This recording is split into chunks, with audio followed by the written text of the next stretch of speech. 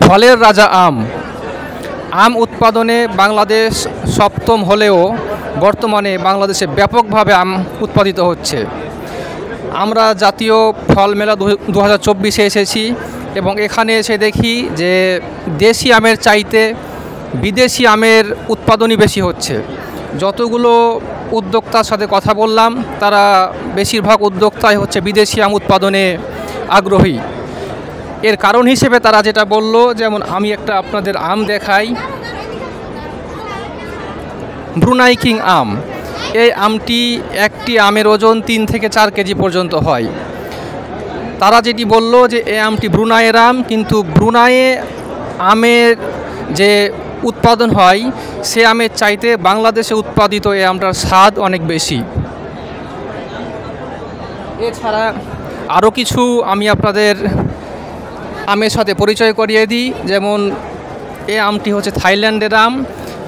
উদ্যোক্তা যেটি বলল যে এই আমটি থাইল্যান্ডে উৎপাদন হয়ে যে স্বাদ হয় তার চাইতে বাংলাদেশে উৎপাদন হলে অনেক বেশি স্বাদ হয়। এই কারণে বর্তমানে উদ্যোক্তারা বিদেশি আম উৎপাদনের প্রতি অনেক বেশি আগ্রহ দেখাচ্ছে।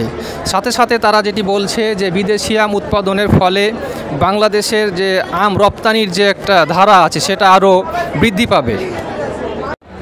আমি আপনাদের বেশ কিছু বিদেশি আমের সাথে পরিচয় করিয়ে দিচ্ছি। যেমন এই আমটার নাম হচ্ছে কিং অফ চাকাপাত। বাংলাদেশে উৎপাদন হচ্ছে এটা। মূলত এই আমটা হচ্ছে থাইল্যান্ডের আম, এখন বাংলাদেশে খাগড়াছড়ি বান্দরবনে ব্যাপকভাবে উৎপাদিত হচ্ছে। এরপরে আরেকটি আম সূর্য ডিম আম। আমরা স্টল থেকে জানতে পারলাম যে এই আমটি জাপানি আম। এখন বাংলাদেশে যারা উদ্যোক্তা আছে তারা এই আমটি উৎপাদন করতেছে। এই আমটির নাম রেড ইভরি। থাইল্যান্ডের আম, প্রতি কেজির দাম এটা 2000 টাকা। এখন বাংলাদেশের বান্দরবনে এই আমটা পরীক্ষামূলকভাবে উৎপাদন করা হচ্ছে। এই আমটাও বাইরের আম, 1500 টাকা কেজি। রেড পালমার অস্ট্রেলিয়ান আমের জাত, বাংলাদেশে উৎপাদন হচ্ছে এটা। মাগুরা, বান্দরবন, খুলনা এসব অঞ্চলে 2500 টাকা কেজি এই আমটা। নাম হচ্ছে R2E2।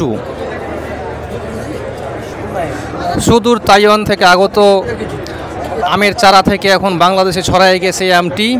তাইওয়ান রেড 2000 টাকা কেজি আমটা বিক্রি করা হচ্ছে।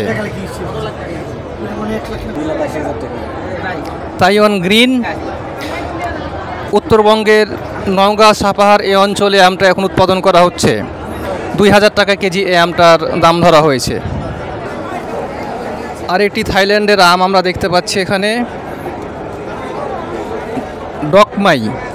এই ডকমাই আম 1000 টাকা কেজি।